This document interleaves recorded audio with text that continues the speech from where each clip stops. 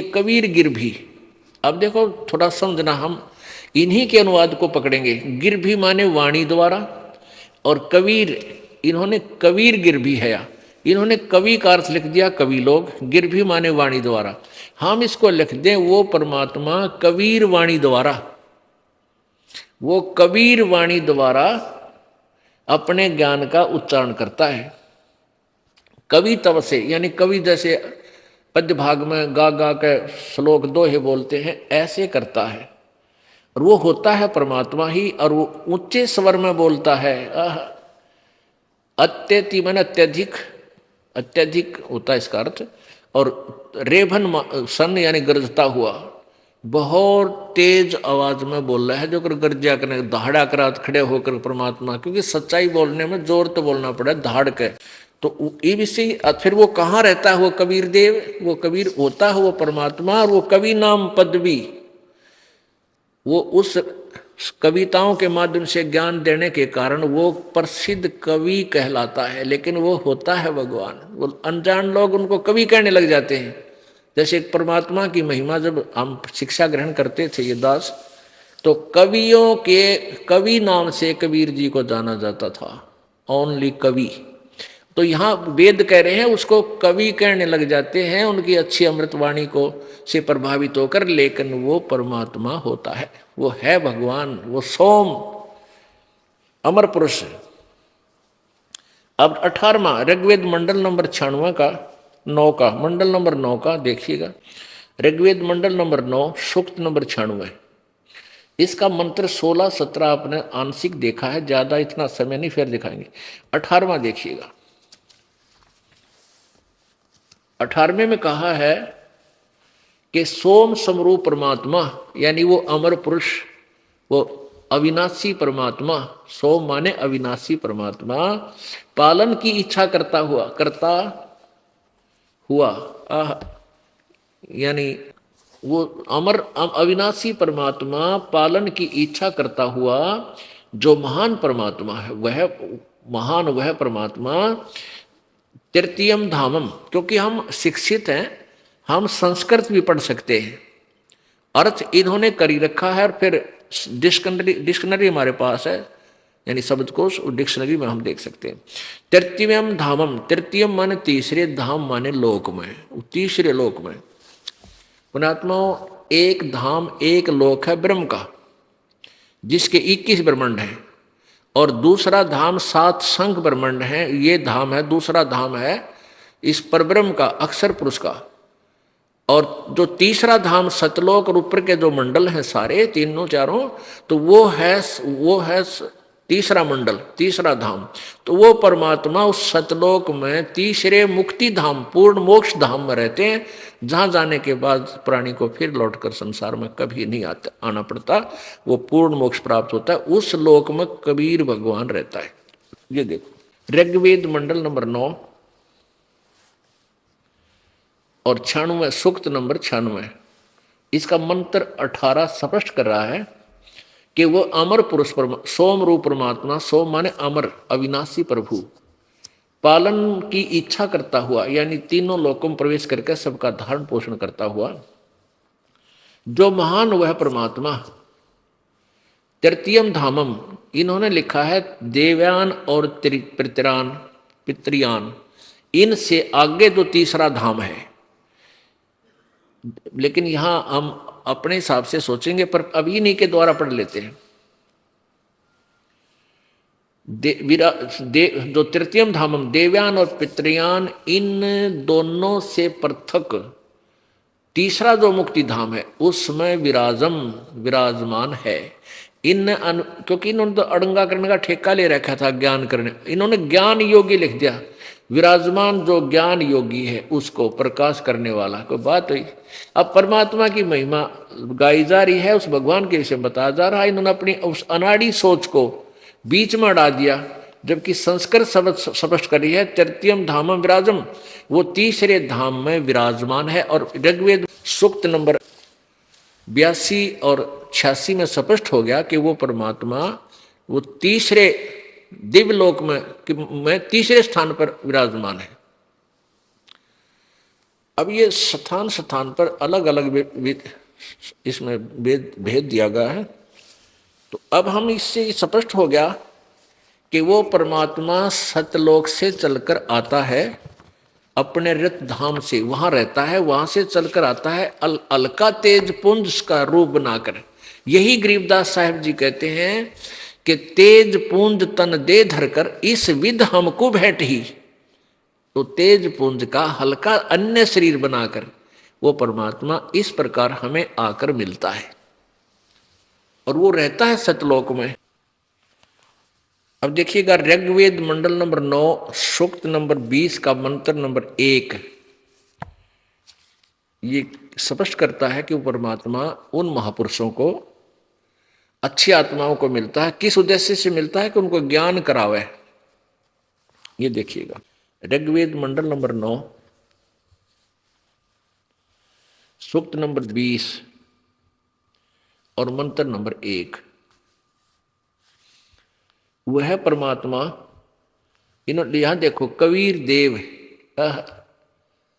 ये कबीर देव, देव माने परमात्मा प्रभु और कबीर माने कबीर। हम कवि वह को वह बोलने लागे, जैसे वेदों को हम वेद बोलते हैं, कर्मवीर को हम कर्मवीर बोलते हैं, धर्मवीर को हम धर्मवीर बोलते हैं। तो ऐसे ये अपभ्रंश हो गया। कबीर देव, कबीर साहब, देव माने साहब भगवान अल्लाह और कबीर माने कबीर। तो यहाँ लिखा है कि वह कबीर देव, हम यहाँ लिख देते हैं वह कबीर देव अर्थात कबीर परमात्मा है। इन्होंने लिखा वह मेधावी है, कवि का अर्थ लिख दिया मेधावी। अब कवि क्या के मेधावी होते हैं बता? ये परमात्मा का ही गान है। वो कबीर देव है जो सबका रक्षक है और विद्वानों की तृप्ति के लिए ज्ञान देता है। विद्वानों की तृप्ति के लिए ज्ञान देता है। नहीं जो परमात्मा को ढूंढ रहे हैं उनको आगे यथार्थ ज्ञान देता है, चाहे धर्मदास जी को मिले, गरीबदास जी को मिले। सहनशील है और संपूर्ण दुष्टों को संग्राम में तिरस्कृत करता है। यानी संग्राम इनका तो यही है परमात्मा का, ज्ञान वाले युद्ध में, इस ज्ञान के संग्राम में क्या बताया परमात्मा ने? और ज्ञान सब ज्ञानड़ी, कबीर ज्ञान सो ज्ञाने, जैसे गोला तोब कहा करता चले मैदान। अब परमात्मा का जो युद्ध है इस अज्ञान के साथ है।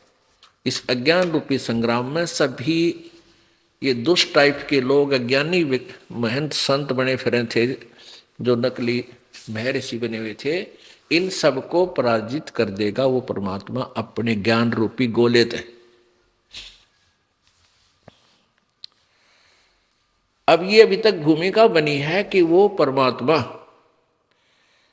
अपनी प्यारी आत्माओं को यथार्थ ज्ञान प्रदान करने के लिए सतलोक से चलकर आता है, उनको यथार्थ ज्ञान और अपनी यथार्थ महिमा, यथार्थ सतीति से परिचित करवाता है। उसके पश्चात वो प्यारी आत्मा, उसके संत उस परमात्मा के दिए हुए ज्ञान को भी ढोल के डंके पर बजाते हैं, सुनाते और कहते हैं। उसके लिए परमेश्वर कहते हैं चारों युग में संत पुकारे, कूक कहा हम हेल रे, हीरे माणक मोती बरसे हैं ये जग चुगता ढेल रे। पवित्र कबीर सागर, पवित्र कबीर सागर, कबीर वाणी और कबीर चरित्र बोध, इनमें स्पष्ट किया है। कबीर वाणी कबीर सागर में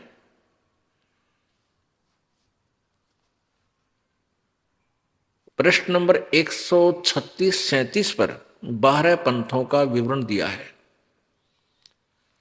उसमें क्या बताया है कि संवत 1775 सोई, 75 होई, संवत 17 से 75 होई, तादिन प्रेम प्रगटे जग सोई। ये 12वां पंथ गरीबदास जी वाले के तरफ संकेत है। यहां पर गलती से 75 लिखा है, ये संवत 74 है। संवत 1774 हुई और तादिन प्रेम प्रगटै जग सोई, साखी हमारी ले जीव समझावे, असंग ठोड़ जन्म नहीं पावे, और बर में पंथ प्रगट हुआ बाणी। ये गरीबदास जी का पंथ के विषय में, बार में पंथ के विषय बता रखा है कि बर में पंथ में गरीबदास जी वाले पंथ के द्वारा, गरीबदास जी द्वारा मेरी महिमा की वाणी प्रकट होएगी, यानी उसको मैं ज्ञान दूंगा अपनी प्यारी आत्मा को, फिर वो मेरी महिमा की वाणी को ढोल के डंके पर कहेगा। और वो गरीबदास जी की वाणी फिर लिपिबद्ध की गई है, जो आज दास आपको पढ़ पढ़ कर सुनाता है, जो कबीर जी की वाणी से और वेदों से मेल खाती है। तो उसमें ये लिखा कि बारहवें पंथ में जो प्रवर्तक होगा, बारहवें पंथ का,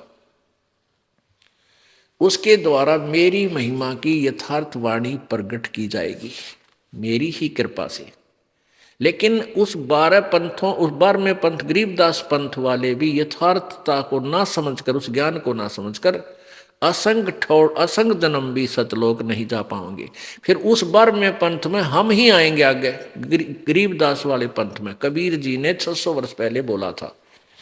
अब देखिएगा, अब आपको एक कबीर सागर दिखाना आवश्यक होगा। परमात्मा की प्यारी आत्माओं, आपको प्रभु की चाह है, क्योंकि हम जब से भगवान से बिछड़े हैं वो अक्षति हमारी अभी तक पूरी नहीं हो सकी, और ना हो सकती जब तक भगवान न ना मिलेगा। और उसकी प्राप्ति के लिए हम प्रयत्न करें, तो उसके लिए हमने सबसे पहले दृढ़ होना पड़ेगा कि जिस क्रिया को हम करने जा रहे हैं ये सत्य है या असत्य। जब आपको दृढ़ हो जाओगे, फिर निश्चिंत होकर करोगे, तो आपको कोई डगमग नहीं कर सकता, वो सफल होगी। नहीं तो ये सिर फिरे संत फिरे हैं, कोई भी आपको भ्रमित कर देगा, वो झूठ बोलता है, कहीं नहीं लिखा ऐसा। गरीबदास आपको प्रत्यक्ष कर देगा, आप किसी देवता की भी नहीं मानोगे कि संत रामपाल झूठ बोलता है, क्योंकि आप आंखों देखोगे, पढ़ोगे, सब शिक्षित है। इसी का लाभ परमात्मा ने उठाया है, इसके इस बिचली पीढ़ी में सब शिक्षित होंगे, हम अपने पहचान करवा जाए। ये देखिएगा पवित्र कबीर सागर, ये है पवित्र कबीर सागर। ये खेमराज श्री कृष्ण दास प्रकाशन बंबई से प्रकाशित है। ये है कबीर सागर, संपूर्ण 11 भाग, खेमराज श्री कृष्ण दास प्रकाशन बंबई से प्रकाशित है। और इसके संशोधक कौन है?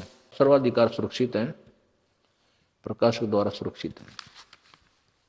मुद्रक एवं प्रकाशक खेमराज श्री कृष्ण दास, अध्यक्ष श्री वेंकटेश्वर प्रेस, खेमराज श्री कृष्ण दास मार्ग बंबई से। इसके कबीर पंथी, ये सारे इसमें लिखा। प्रथम अध्याय है ज्ञान सागर, प्रथम खंड। कबीर पंथी भारत पथिक स्वामी युगलानंद विहारी द्वारा परिष्कृत, यानी इसमें संशोधन किया गया इसके द्वारा, और यहां से प्रकट छपा है। तो इसके कबीर वाणी बोध सागर, इसके 136-37 पृष्ठ पे आपको दिखाते हैं। ये देखिएगा, ये 136 पृष्ठ है, 136 पृष्ठ कबीर वाणी। और यहाँ ये है बोध सागर, यहाँ लिख, द्वादश पंथ चलो सो भेद, ये कबीर जी की वाणी। द्वादश पंथ चलो सो भेद, द्वादश पंथ काल फुरमाना। इन 12 के 12 पंथों में काल का ज्ञान प्रचारित है, काल वाली साधना ही चल रही है। द्वादश पंथ काल फुरमाना, भूले जीव न जाए ठिकाना। ताते आगम कह हम भाखा, वंश हमारा चूड़ामणि शाखा, चूड़ामणि। अब इन्होंने और क्या त्रुटि की है कि कबीर वाणी, कबीर चरित्र बोध सन पृष्ठ नंबर 1870 पर इन 12 पंथों में नारायण दास लिख दिया, नारायण दास लिख दिया प्रथम प्रवर्तक, 12 पंथों का में से प्रथम पंथ का नहीं।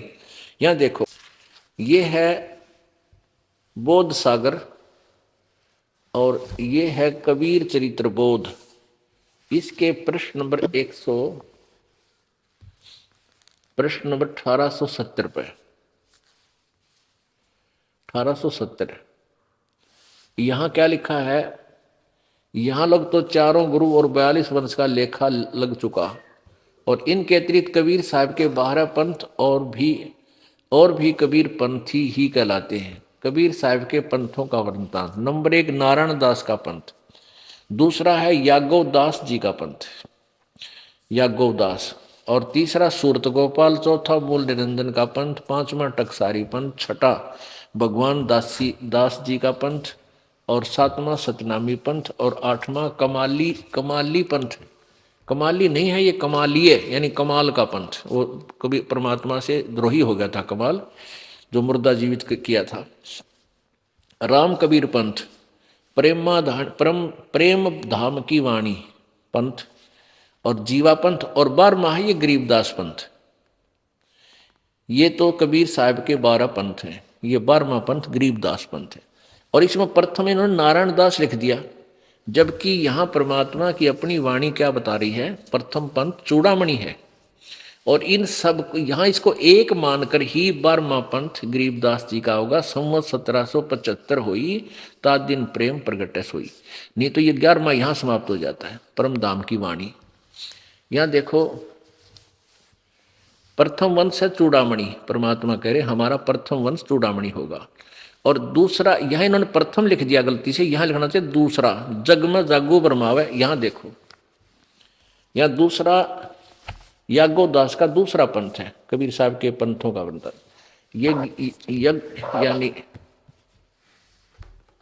ये दूसरा, इसमें दूसरा है यागो दास का, यागो दास। यानी यहाँ देखो, इन्होंने गलती कर दी, प्रथम जग में जागू बरमावे, यागू कहे चाहे जागू कहो, ये प्रथम लिख दिया। नहीं, यहाँ दूसरा होना चाहिए, ये दास ने समझ लगाए निशान, दूसरा तीसरा। और ये तीसरा है सूरत गोपाल, चौथा मूल निरंजन। ये वही पंथ है जो उधर आपने पढ़े हैं। कहने का भाव ये है दास का कि अब हम यहाँ देखें कबीर वाणी और पृष्ठ 136 पे बोध सागर में। अब नीचे आ जाए, 12वें पंथ पाएंगे, 12वां पंथ। ये 12वां पंथ यहां से शुरू होता है, यानी गरीबदास वाला पंथ। संवत 1775 हुई, ये 74 होना चाहिए, यहाँ पर 75 गलत लिखा है, 75 हुई, ता दिन प्रेम प्रगटे जग सोई, आज्ञा रहे ब्रह्म बोध लावे, कोली चमार सबके घर खावे। गरीबदास जी ने आकर के ये छुआछात का बहुत अंत किया था। साखी हमारा ले जीव समझावे, असंग जन्म ये ठोड़ नहीं पावे। यानी उसी पंथ के जो गरीबदास जी के द्वारा लिखी वाणी के पढ़ने वाले गरीबदासी पंथ वाले भी असंग जन्म ठोड़ नहीं पावे। 12वें पंथ प्रगट हुआ वाणी, इस 12वें पंथ में मेरी महिमा के विषय में जानकारी देगा वो 12वें पंथ का प्रवर्तन गरीबदास जी। और शब्द हमारा की निर्णय ठानी, अस्थिर घर का मरम न पावे, 12 पंथ हमी को जावे। अपने आत्माओं दास नहीं कह रहा, ये अपना सदग्रंथ बता रहा है कि 12वें पंथ हम ही चलावें। उस 12वां पंथ प्रगट हुआ वाणी और शब्द हमारे की निर्णय ठानी। मेरे ही ज्ञान पर विचार विमर्श करते रहेंगे, लेकिन उनको उसका यथार्थ ज्ञान नहीं मिलेगा, भेद नहीं मिलेगा। तो इसलिए वो अस्थिर यानी सतलोक धाम, सतलोक में नहीं जा सकेंगे, अस्थिर घर का मरम न पावे, ये 12 पंथ हम ही को जावे। फिर क्या लिखा, 12वें पंथ हम ही चलावे, गरीबदास वाले पंथ में हम ही चल कर आएंगे और सब पंथ मेटे एक ही पंथ चलावे। गरीबदास धर्मदास जी को कह रहे हैं परमात्मा, इसलिए धर्मदास तब लग बोधो तुम कुरी चमारा, फिर तुम बोधो राज दरबारा, प्रथम चरण कलयुग निर्याना, तब मगर मांडो मैदाना। कि प्रथम जो पीढ़ी होगी, प्रथम चरण होगा, प्रथम जो मेरा आना होगा, वो समझो जब मगर से मैं वापस चला जाऊंगा सहशरीर, वो प्रथम पीढ़ी होगी। और 3 पीढ़ी बताई है, अब बिचली पीढ़ी अब शुरू होगी और लास्ट की पीढ़ी कृतघ्नी हो जाएंगे कलयुग के लोग, वो भक्ति करने योग्य नहीं रहेंगे। अब ये बीच की करीम है, अब ये ऐसा समय है, अब इतनी बुराई समाज में घर कर चुकी है, फिर भी भक्ति जीवित है। और आज से 1000-2000 अगर यही सत्र चलता रहा, 200 वर्ष के बाद कोई राम नाम लेनिया नहीं रहेगा पृथ्वी पे। क्योंकि जो जिस उद्देश्य से हम भगवान की चाह कर रहे हैं, उनसे हमें लाभ मिल नहीं रहा, क्योंकि हमारी वे ऑफ वर्शिप रॉन्ग है। हमारी पूजा की विधि गलत है, इसलिए भगवान से राहत नहीं मिल पा रही। हम नास्तिक होते जा रहे हैं, लूट रहे हैं, खसोट रहे हैं, दूसरे तरीके से सेठ बनना चाहते हैं, और डॉक्टरों पर वैद्य हॉस्पिटल बना दिए, फिर भी बिरानमाटी हो रही है। यदि हम भक्ति ठीक से करें तो परमात्मा हमें अस्वस्थ ही नहीं होने देगा। दास गरीब तबीब सतगुरु बंदी छोड़ कबीर हैं। तबीब माने सब वेदों के वैद, वो कबीर परमात्मा सब वेदों के वैद हैं, और वो हमारे सब दुखों, शारीरिक दुखों को भी नष्ट करेंगे और जन्म मरण के रोग को भी वही नाश करेंगे। इसलिए धर्मदास जी से कह रहे हैं कि प्रथम चरण तो वो होगा, ये देखिएगा, ये कबीर वाणी बहुत सागर चल रहा है, पृष्ठ 136 पढ़ रहे हैं।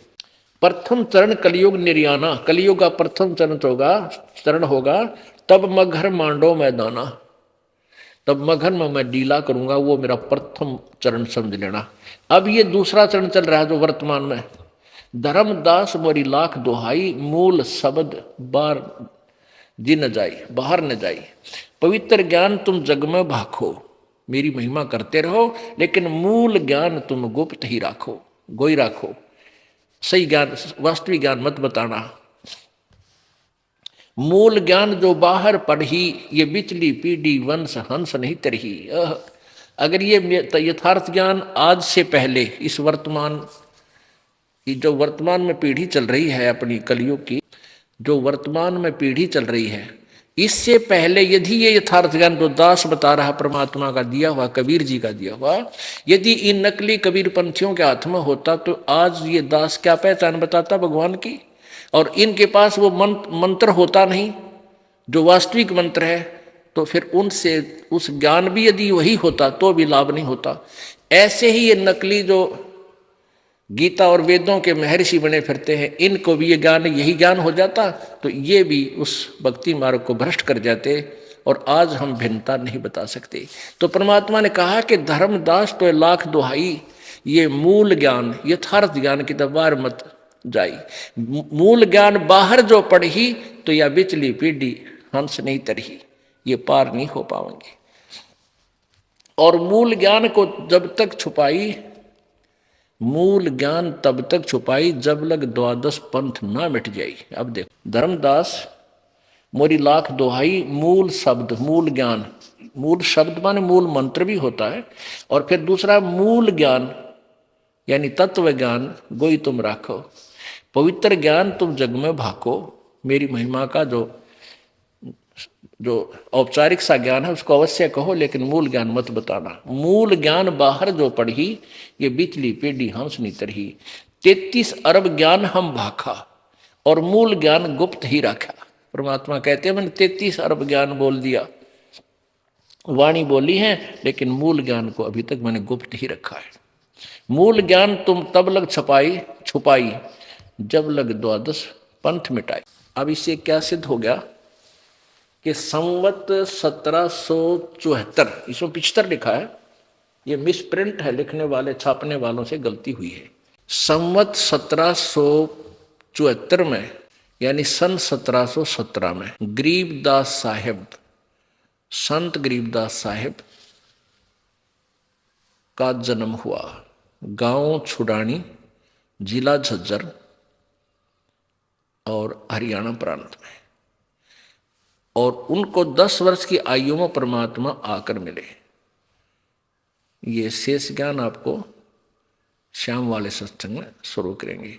अब 2 घंटे में पुण्यात्माओं यह भूमिका बनी है जो दास इस सत्संग के विषय में, इस 5 दिन के समागम में आपको क्या बताना चाहूँ, ये अभी तक हमारा ये भूमिका बनी है, और शेष शाम को आपको सत्संग सुनाएंगे। बोलो सतगुरुदेव। परम पिता परमात्मा, सारी सृष्टि के रचनहार, कुल मालिक कबीर देव, कबीर साहिब अपनी प्यारी आत्माओं को सत्यलोक की जानकारी देने के लिए अपने सत्यलोक से चलकर इस काल के लोक में आते हैं।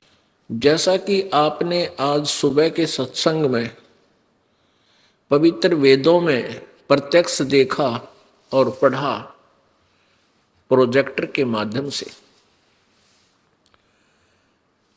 जिसमें पवित्र वेद ये स्पष्ट कर रहे हैं कि वो कबीर देव, कबीर साहब, देव का अर्थ होता है भगवान, साहब परमेश्वर। वो कबीर देव अपने यथार्थ ज्ञान को, अपनी यथार्थ महिमा को स्वयं ही प्रकट करने के लिए यहाँ इस धरातल पर आते हैं, काल के लोक में आते हैं। और वो परमात्मा अपनी प्यारी आत्माओं को, अच्छी आत्माओं को, प्रभु चाहने वाली पुण्य आत्माओं को, विशेष पुण्यकर्मी आत्माओं को आकर मिलते हैं, उन्हें फिर अपना यथार्थ ज्ञान कराते हैं। ये तो वेदों ने प्रत्यक्ष प्रमाण दे रखा है कि वो परमात्मा ऐसे लीला करते हैं। और स्वयं परमेश्वर जी कबीर रूप में आकर के आज से लगभग 600 वर्ष पहले बनारस अर्थात काशी शहर में, भारतवर्ष में एक जुलाहे की भूमिका करके अपने यथार्थ ज्ञान को प्रचार किया। और जो परमात्मा लीला करते हैं, जो सुख देता है, वो लाभ भी अपने अनुयायियों को दिया। आज से लगभग 600 वर्ष पहले परमेश्वर कबीर जी जब एक तत्वदर्शी संत की भूमिका कर रहे थे, उसमें 64 लाख शिष्य हुए थे कबीर भगवान के। परमेश्वर कबीर जी के 64 लाख शिष्य हुए थे।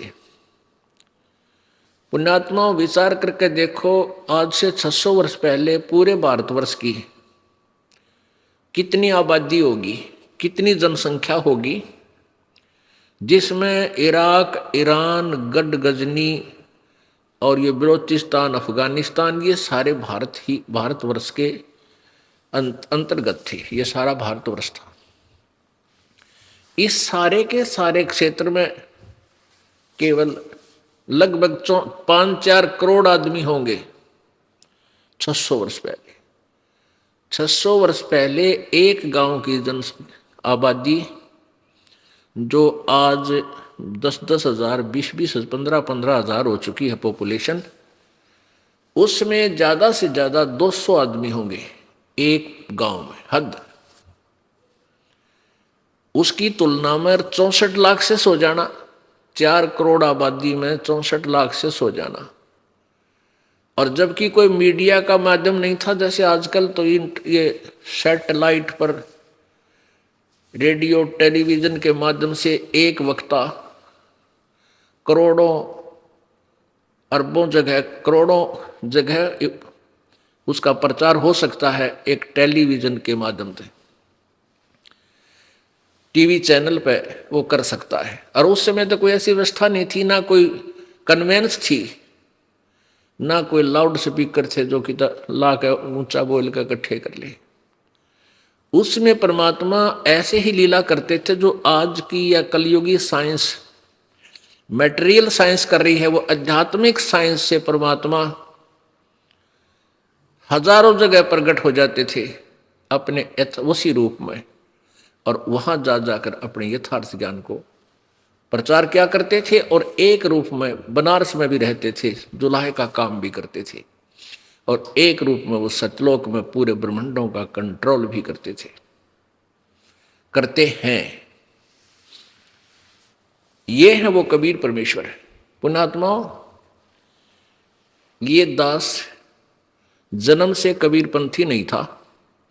ये दास तो जन्म से कृष्णपंथी था, हनुमानपंथी था, श्री रामचंद्र का पंथी था। ये कबीरपंथी नहीं था। कोई नहीं सोचा भाई ये कबीर पंथ में जन्म हुआ होगा या किसी जुलाहे जाति में जन्म हुआ हो, इसलिए ही कबीर जी की महिमा गा रहा है। नहीं, दास को परमात्मा ने पहले पारखू बनाया, जौहरी बनाया, और फिर इस लाल को दास ने परख कर देखा। उन्हीं फॉर्मूलों से ये परमेश्वर पाए, पूर्ण ब्रह्म, असंग ब्रह्मांड के स्वामी, जिसका समर्थन जिसकी महिमा सारे सदग्रंथ कह रहे हैं, और जिन पुण्यात्माओं ने परमात्मा कबीर जी का साक्षात्कार हुआ पूर्ण ब्रह्म का, वो भी यही समर्थन दे रहे हैं। उन पुण्यात्माओं में से जिनको परमात्मा आकर मिलते हैं, उन पुण्यात्माओं में से कौन कौन ऐसी श्रेष्ठ आत्मा, वर्णीय आत्मा थी जिनको भगवान परमेश्वर पूर्ण ब्रह्म आकर मिले।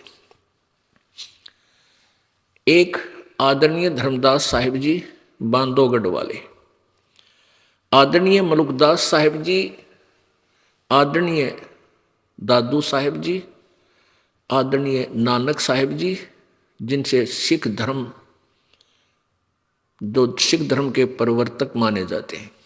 आदरणीय गरीबदास साहिब जी छुडानी वाले, हरियाणा प्रांत में, जिला झज्जर, छुडानी गांव में। और आदरणीय घीसा दास साहिब जी, गांव खेखड़ा, मेरठ जिला में। और आदरणीय स्वामी महर्षि रामानंद जी, बनारस में। इनको परमात्मा का साक्षात्कार हुआ। उन्होंने फिर परमात्मा की प्राप्ति के उपरांत जो ज्ञान और वाणी बोली, जो एफिडेविट दिया, जो गवाही दी, वो वही है जो वेदों और गीता में प्रमाणित है। आज का जो अब ये जो सत्संग आज प्रारंभ हुआ है, ये 5 दिवसीय संत समागम, इसका उद्देश्य है कि आप जी से परिचित कराएं, आप जी को परिचित कराएं उस परम पिता से जो परमात्मा इस फाल्गुन मास की द्वादशी, फाल्गुन सुदी यानी फागण उतरते की द्वास, हरियाणवी भाषा में द्वादशी को दिन में 10 बजे के आसपास गांव छुडानी के जंगल में, खेतों में, गांव कबलाना की सीमा लगती है छुडानी गांव के साथ में। गांव छुडानी से कबलाना को सीधा कच्चा रास्ता जाता था, अब वहां सड़क बन चुकी है। उस सीमा के ऊपर वहां खेतों में, जंगल में परमेश्वर कबीर जी जिंदा महात्मा रूप बनाकर संत गरीबदास जी महाराज जो 10 वर्षीय बालक थे उनको आकर मिले। आज दिन के सत्संग में आपने देखा परमात्मा कबीर सागर में अपनी वाणी बताते हैं कि बर में पंथ में जो गरीबदास पंथ है, सन 1774 में उस गरीबदास जी का जन्म होगा। और तब वो संत, वो भक्त, वो संत मेरी, उसके द्वारा मेरी महिमा की वाणी प्रकट होगी। अब पुण्यात्माओं, कबीर सागर के अंदर इन कबीर पंथियों ने जो नकली महंत संत बने हुए थे, उन्होंने बहुत मिलावट कर दी, कुछ एक काट पीट कर भी कर दिया उसमें, लेकिन फिर भी सच्चाई छुप नहीं सकी। कारण क्या था कि जिसने भी जैसा ज्ञान अपने अनुयायियों को दिया कबीर पंथी संत महंत ने, और कबीर सागर में फिर उसने पढ़ा, क्योंकि जनता उस समय भी अशिक्षित थी। आज से 50 साल पहले तक अशिक्षित था, भारत का नागरिक शिक्षित नहीं था 60 वर्ष पहले। और कबीर पंथ उसी समय से, कबीर जी के जाने के तुरंत बाद ही बहुत से प्रचारक बन गए थे। तो उन्होंने जब कबीर सागर को पढ़ा तो उसमें बहुत कुछ उनके ज्ञान के विपरीत पाया, उन्होंने कुछ थोड़ा बहुत उसमें फेर बदल कर दिया। इसका प्रमाण कबीर सागर के अंदर ही जो संशोधन करता है, युगलानंद बिहारी जी खुद लिखते हैं कि मेरे पास अनुराग सागर एक पार्ट है कबीर सागर के अंदर, अनुराग सागर अध्याय है, कि उसके मेरे पास 6-7 प्रतियां हैं जिनमें बहुत कुछ आपस में मेल नहीं खा रहा। एक बहुत पुरातन है, उसमें से मैं कुछ सबको मिला करके सेट कर रहा हूं उसका, वो कबीर सागर में। तो परमेश्वर को पता था कि नकली लोग इसमें भी गड़बड़ कर देंगे मेरी वाणी में थोड़ी बहुत, इसलिए कबीर परमेश्वर जी ने आकर के अपनी प्यारी आत्मा गरीबदास जी को चिताया, उनके हृदय में यह ज्ञान फीड कर दिया, जैसे आजकल मोबाइल से मोबाइल दूसरे मोबाइल में, और बहुत बड़ी स्टोरी कहानी फिल्म जो कि तो दूसरे में फैक्स हो जाती है और उसमें भी रह जाती है। ऐसे परमेश्वर कबीर जी ने गरीबदास जी के अंतःकरण रूपी कंप्यूटर में अपना तत्व ज्ञान भर दिया, और उन्होंने फिर कबीर परमेश्वर की आंखों देखी। क्योंकि अब आपको मैं कथा सुनाऊंगा जिससे एक तो ये सिद्ध होगा कौन तथा कैसा है कुल का मालिक।